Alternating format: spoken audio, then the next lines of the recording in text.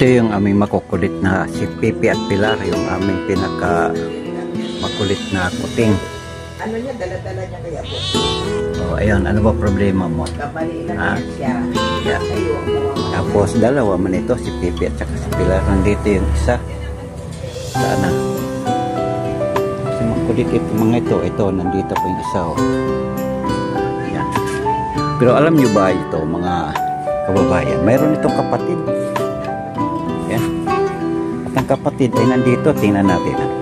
Kasi itong nanay dito, mahilig ito magkalat ng lahi.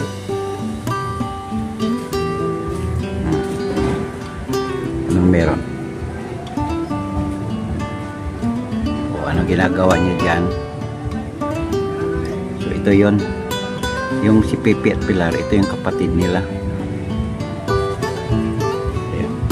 Yung nanay na to, mahilig to magkalat ng lahi. Ayan o, nakailang ano lang yung anak niya, dalawa, si Pipi at Pilar. Mayroon naman dalawa. Ay Miming, okay ba kayo dyan? Hindi kayo pwede sa loob ng bahay ha? Kasi dadami lang yung ito naman, hindi ito mahihain eh, oh.